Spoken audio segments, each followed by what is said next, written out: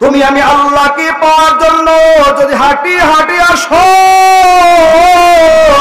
এরে গোলাম তুমি তোমার কদম ফেলাইয়া ফেলাইয়া আমি আল্লাহকে পাওয়ার জন্য আসতেছো, আমি আল্লাহ তোমাকে আমার বন্ধু বানাই নেওয়ার জন্য আমি আল্লাহ তোমার দিকে যাই। হার অলাতান মানে আমি আল্লাহ দৌড়াইয়া দৌড়াইয়া তোমার দিকে যাই। আমার মাবুদ আমি আল্লাহর পেয়ারা বান্দা বানাই নেওয়ার জন্য। জোরে বলেন সুবহানাল্লাহ। हर गाड़ी देने के तू तैयार है, जो न मांगे उससे तू बेजार है। या इलाही तू मेरा माबूद है, या इलाही तू मेरा माशूक है। या इलाही तू मेरा रहमान है, या इलाही तू मेरा रहीम है। ए জান্নাতের বাগানে আসতে পেরে বসতে পেরে লাভ হয়েছে না লস হয়েছে? লাভ না লস? কেমন যে লাভ হয়েছে রে ভাই। যারা কবরে মাটির বিছানায় ঘুমায় তাদের সঙ্গে যদি আমরা কথা বলতে পারতাম, বুঝতে পারতেন এক একটা মাহফিলে সময় দেওয়ার কারণে কি পরিমাণ লাভ আর লাভ আর লাভ কল্পনা করতে পারবেন না। নমে গুয়াম কি আজ দুনিয়া জুদাবাস, বাহার কারে কে বাসি বা খুদাবাস। जिसने दुनिया आज खुदा गाफिल बुदन ने कमाशोन करहु फरजंदोजान। অনেক দামি জায়গা আপনি বসিয়েছেন, অনেক দামি জায়গায়। এ সকল মজলিসে সবাই আসতেও পারে না, সবাই বসতেও পারে না। আল্লাহ যাকে পছন্দ করেন, আল্লাহ যাকে মহব্বত করেন, আরামের কম্বলের ভিতর থেকে আল্লাহ রহমতের চাদর দিয়া পেঁচাইয়া চুমুকের মতো টেনে টেনে আল্লাহ দামি মজমায়ে কোরআনের মজলিসে আল্লাহর পছন্দের বান্দা বান্দিকে বসার ব্যবস্থা করে দেয়। বুঝতে হবে আল্লাহ আপনাকে পছন্দ করেছেন, আল্লাহ আপনাকে মহব্বত করেছেন। বিদায় গ্রামের হাজার হাজার মানুষের ভিতর থেকে 10 মায়ের 10 সন্তান আপন করে জুড়ে মেলে আল্লাহ দামি মজলিসে বসার সুযোগ করে দিয়েছেন। হাসরের ময়দানে হতে পারে এই মজলিসে বসার কারণে আপনার আমার নাজাতের একটা ওসিলা হয়ে যাইতে পারে। কতক্ষণ ঠিক কিনা? আল্লাহ ওসিলা খুঁজবেন কিয়ামতের ময়দানে। কোন ওসিলায়, কোন ভাবে, কোন কায়দায় এই আব্দুর রহমানকে মাফ করা যায়, আব্দুল জব্বারকে কোন ওসিলা দিয়ে ক্ষমা করানো যায়, আমিনা সুমাইয়া রহিমা খাদিজাকে কোন ওসিলায় ক্ষমা করানো যায়। আল্লাহ পাক বাহানা বাহানা তালাশ করবেন কঠিন মুসিবতের দিন। এই মজলিস আল্লাহর কোটি কোটি ফেরেশতারা ভিডিও ক্যামেরা নিয়ে দাঁড়ায় আছে। ওরে মুসলমান গো, কল্পনা করতে পারবেন না আপনাকে আমাকে পাহারা দেওয়ার জন্য এই জান্নাতের বাগানের আশেপাশে কত ফেরেশতারা দাঁড়ায় গেলেন। তাদের কদম ফেলানোর জায়গা নাই, কদম ফেলাইতে পারেন এত ফেরেশতা আজকে এই মজলিসের চতুর্পাশে আপনাকে আমাকে বেষ্টন করিয়া দাঁড়ায় গেলেন। এমনকি ফেরেশতারা এক একজন ফেরেশতার কাঁধের উপরে এক একজন ফেরেশতা দাঁড়াইতে দাঁড়াইতে দাঁড়াইতে দাঁড়াইতে মাওলার আরশ পর্যন্ত পৌঁছাই গেল। আল্লাহ ডাক দিয়ে বলেন, ও ফেরেশতারা ওইখানে তোমরা কি করতেছো ঠান্ডার ভিতরে? ফেরেশতারা ডাক দিয়ে কে আল্লাহ, তোমার একদল পাগল বান্দা আর বান্দিরা তোমার কোরআন শোনার জন্য চাতক পাখির মতো ঠান্ডা বিছানায় বসিয়া গেলেন। আল্লাহ তখন ডাক দিয়া বলে, ফেরেশতারা এ ঠান্ডার ভিতরে আমার বান্দারা বান্দিরা এ কেন বসিয়া গেল? ওদের কি বাড়ি নাই, ওদের কি ঘর নাই, ওদের কি থাকার কি কোনো জায়গা নাই? ফেরেশতারা উত্তর দেন, আল্লাহ, আব্দুর রহমান, আব্দুল জব্বার, সুমাইয়া, রহিমা, খাদিজা, তোমার বান্দা বান্দীদের থাকার জায়গার কোনো অভাব নাই, ঘর বাড়ি বিল্ডিং অট্টালিকার অভাব নাই, আল্লাহ ল্যাব কম্বলের কোনো অভাব নাই। আল্লাহ বলেন, তারপরও আমার বান্দা বান্দীরা ঠান্ডার মধ্যে আরামের ঘুম সারিয়া কেন বসিয়ে গেল জানতে চাই। আল্লাহ সবকিছু জানেন আর দেখেন, তারপরও ফেরেশতার জবান থেকে আমার মাওলা শুনতে চায়। চিল্লাই বলেন সুবহানাল্লাহ। কেন যে শুনতে চায়? ওরে মুসলমান গো, এই ফেরেশতা নিষেধ করিয়াছিলেন, আল্লাহ বনি আদম বানানোর দরকার নাই, দুনিয়ায় গিয়া মারামারি করবে, কাটাকাটি করবে, দাঙ্গা হাঙ্গামা ঝগড়া ফাসাদ করবে, রক্তপাত ঘটাইবে, এ বনি আদম বানানোর দরকার নাই। আজকে আল্লাহ সেই ফেরেশতার জবান থেকে শুনবার চায়, আমার বান্দারা ঠান্ডা চাটাইয়ের উপর কেন বসিয়ে গেলেন? ফেরেশতারা তখন ডাক দিয়ে কয়, আল্লাহ, তোমার বান্দারা তুমি যে জান্নাত বানাইছো, ওই জান্নাতের কথা শুনিয়া তোমার বান্দা বান্দীরা বড় পাগল। তুমি জাহান্নাম বানাইছো, জাহান্নামের আযাব গজব শোনার পরে বান্দারা বড় পাগল, বড় পেরেশান। জাহান্নাম থেকে মুক্তি পাওয়ার জন্য তারা ঠান্ডা চাটাইয়ের উপর ঘন্টার পর ঘন্টা বসিয়ে গেলেন। তখন আল্লাহ বলেন, ও ফেরেশতারা, আমার বান্দা বান্দীরা কি সে জাহান্নামের আযাব গজব কি চোখে কোনোদিন দেখছে কিনা? তোমরা তো দেখছো। ফেরেশতারা বলেন, না না আল্লাহ, তোমার বান্দা বান্দীরা জাহান্নামের ভয়ঙ্কর আগুন আর শাস্তি কোনোদিন দেখে নাই। দেখলে কি করত? আল্লাহ যদি বান্দারা দেখতো, জাহান্নাম থেকে বাঁচার জন্য পাগলের মতো হইয়া সরত। আল্লাহ তখন বলেন, বান্দারা কি চায় আমাকে বলো। ফেরেশতারা বলেন, আল্লাহ, তোমার বান্দারা চায় তুমি চির সুখের জায়গা জান্নাত বানিয়েছ। ওলামায়ে কেরামদের জবান থেকে জান্নাতের নেয়ামতের কথা শুনিয়া বান্দা বান্দীরা বড় পাগল, জান্নাতের জন্য বড় পাগল। আল্লাহ পাক বলে, তারা কি চোখে জান্নাত দেখছে? বলে, না দেখে নাই। দেখলে কি করত? আল্লাহ যদি বান্দা বান্দী চোখে জান্নাতের নেয়ামত নিজ চোখে দেখত, ওই জান্নাত পাওয়ার জন্য বান্দা বান্দীর পাগলের মতো হইয়া দৌড়াইতো। আল্লাহ বলেন, আর কি চায় মজলিসে বসিয়ে আমার বান্দারা তাড়াতাড়ি বলো। ফেরেশতারা তখন বলেন, আল্লাহ, তোমার বান্দার হায়াতের জিন্দেগিতে কত নাফরমানি করছে, গুনার কাজ করেছে, এই গুনারতে ক্ষমা পাওয়ার জন্য তারা আজকে ময়দানে বসছে। আল্লাহ পাক রব্বুল আলামিন ডাক দিয়া বলেন, ও ফেরেশতারা, তোমরাই তো মানুষ বানাইতে নিষেধ করিয়াছিলা। এ ফেরেশতারা, আমি আল্লাহ যত বড়, আমি আল্লাহর আযাব গজব তত বড়, আমি আল্লাহ যত বড় গো, আমি আল্লাহ দয়া ও মেহেরবানি তত বড়। জোরে বলেন সুবহানাল্লাহ। এ ফেরেশতারা সাক্ষী থাকো, আমার যেই সকল বান্দা বান্দীরা আরামের ঘুম ফেলাইয়া, আরামের লেপ কম্বল, আরামের ঘুম, আরামের বিছানা ফেলাইয়া আমি আল্লাহকে পাওয়ার জন্য, আমি আল্লাহর কোরআনের পাগল পারা হইয়া, আমার বন্ধুর মহব্বতে পাগল হইয়া ঠান্ডা চাটাইয়ের উপর বসিয়া গেল, ও ফেরেশতারা সাক্ষী থাকো, আমি আল্লাহ আমার বান্দা বান্দির জীবনের সব গুনাহগুলো মাফ করিয়া দিলাম। আরো আস্তে বলেন সুবহানাল্লাহ। আল্লাহ ক্ষমা কইরা দেয় আর জবান খোলে না। মুসলমান গো, ও মুসলমান, আল্লাহ বলেন, আমি তোদেরকে মাফ করিয়া দিলাম। ও ফেরেশতারা, তোমরা সাক্ষী থাকো, আমার মহব্বতের বান্দা বান্দীদের আমি আল্লাহ মাফ করিয়া দিলাম। আল্লাহর ক্ষমা সবাই পাইতে চাই না? জোরে পাইতে চাই।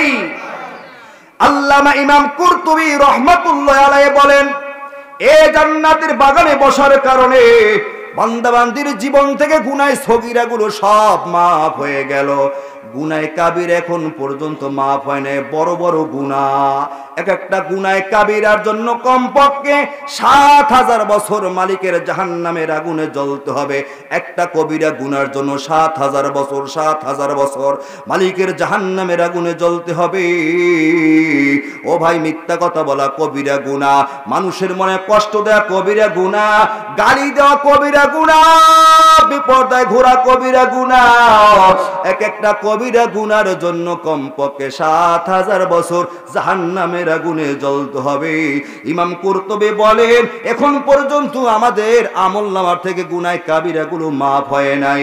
গুনাহ কাবিরাগুলো মাফ করানোর পদ্ধতি হইল আল্লাহ পাক রব্বুল আলামিন বলেন এই জান্নাতের পরিবেশে থাকার পরে আখিরি মুনাজাত পর্যন্ত বান্দা থাইকা যখন আল্লাহর ভয়তে বান্দা এক ফোঁটা চোখের পানি ছেড়ে দেবে, বান্দার চোখের পানি গড়াইয়া গড়াইয়া নাকের ডগায় আসার আগে আমার আল্লাহ বলেন গোলাম আমি আল্লাহ তোর গোটা জীবনের গুনাহ কাবিরাগুলো মাফ করিয়া তোর নামটা জাহান্নামীদের দপ্তর থেকে কাটিয়া জান্নাতি মেহমানদের খাতায় নামটা উঠাইয়া আজকে তোর মা বাবার কোলে তোরে ফিরাইয়া দেব।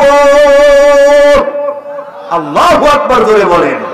আল্লাহ বলেন তওবা করবি রে গোলাম, গুনার কথা স্মরণ করে আমি আল্লাহর দরবারে এক ফোঁটা চোখের পানি ছেড়ে দিবি, এ গোলাম আমি আল্লাহ তোর গোটা জীবনে সব গুনাহগুলো মাফ করে দেব। ওয়ান আব্দুল্লাহ ইবনে আব্বাস রাদিয়াল্লাহু তাআলা আনহু আন্নাহু ক্বাল قال رسول الله صلى الله عليه وسلم ما من عبد مؤمن يخرج من عينيه الدموع وإن كان مثل رأس الذباب من خشية الله ثم يصيب شيئا من حر وجهه إلا حرمه الله على النار। আব্দুল্লাহ ইবনে আব্বাস রাদিয়াল্লাহু তাআলা আনহু হাদিস খানা বর্ণনা করেন পয়গম্বর আরবি বলেন বান্দার চোখের থেকে যদি আল্লাহ পাক রব্বুল আলামিনের ভয়তে জাহান্নামের আগুনের ভয় অন্ধকার কবরের ভয়ের কারণে যদি মাত্র এক ফোঁটা পানি বান্দা ছেড়ে দাও, এক ফোঁটা পানি মাছের মাথা পরিমাণ জুবাব বলা হয়েছে হাদিসের মধ্যে। জুবাব মানে মাছি, মাছির মাথা পরিমাণ এক ফোঁটা পানি যদি বান্দা ছেড়ে দিতে পারো ওই চোখ মালিকের জাহান্নামের আগুনে জ্বলবে না, ওই চোখ যাবে মালিকের জান্নাতের বালাখানা। চোখ যেহেতু আপনার আমার বডির একটা অংশ, এজন্য চোখ যাওয়া মানে পুরো বডিটা জান্নাতের বালাখানায় চলে যাবে। জোরে বলেন সুবহানাল্লাহ। এজন্য আল্লাহর দরবারে কান্নাকাটি করতে হবে। আখিরি মোনাজাত পর্যন্ত আমরা থাকবো, সময় বেশি নেব না আপনাদের কাছ থেকে, কারণ আমাকে উঠাইছে 10:30 বাজে। আমি বলছিলাম ভাই 10টার উপরে নিয়েন না, 10:30 বেজে গেছে, যাও মাদ্রাসার কাজের কারণে তো আমি বেশি সময় নেব না। আখিরি মোনাজাত পর্যন্ত কার কার থাকার জন্য মনটা কাঁদে আল্লাহকে হাত দেখাই দিয়ে আল্লাহু আকবার। আল্লাহ আখিরি মোনাজাত পর্যন্ত থাইকা চোখের পানি ফেলাইয়া যেন ক্ষমা পাইয়া আমরা যার যার মায়ের করে ফিরে যাইতে পারি, আমাদের সবাইকে তৌফিক দান করুন, সকলে বলি আমিন।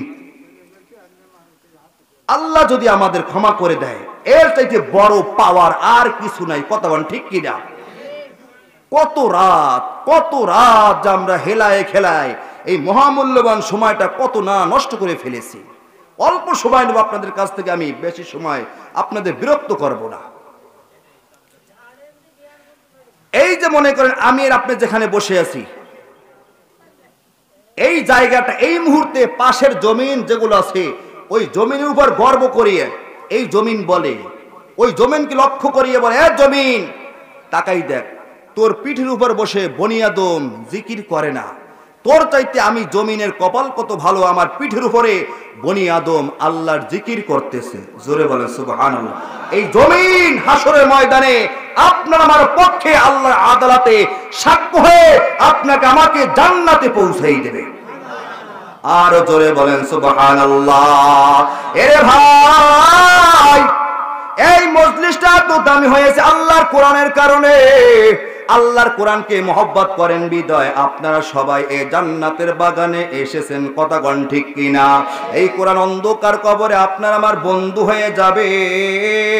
পয়গম্বর আরবি হাদিসের মধ্যে বলেন ইযা বুজিয়াল মাইয়িতু ফি কবরিহি জাআল কুরআনু ইনদা রাসিহি বান্দা বান্দি যখন ইন্তেকালের পরে জানাজা পড়াইয়া অন্ধকার কবরে বাঁশবাগানে গোরস্থানে নিয়ে ঘুম পাড়ায়, বাঁশের চারি দিয়ে যখন বান্দারা মাটি দিতে থাকে, ওরে ভাই এই মাহফিলকে মহব্বত করার কারণে, কোরআনকে মহব্বত করার কারণে ওই বান্দার মাথার কিনারায় আল্লাহ পাক রব্বুল আলামিনের কোরআনটা এসে হাজির হয়ে যায়।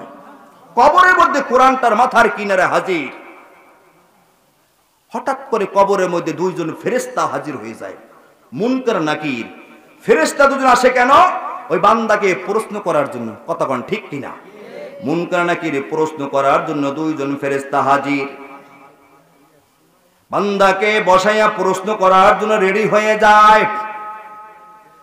ফেরেশতা আসার পরে কোরআনের জবান খুলে যায়, কোরআন ডাক দিয়ে বলে, তোমরা কারা কবরের মধ্যে এসেছো? তোমাদেরকে তো দুনিয়ার জীবনে আমি কোরআন কোথাও দেখি নাই। ফেরেশতা তখন ডাক দিয়া কয়, আমরা হলাম আল্লাহ পাক রব্বুল আলামিনের ফেরেশতা, তোমরা কবরের মধ্যে কেন এসেছো? তোমরা কি চাও?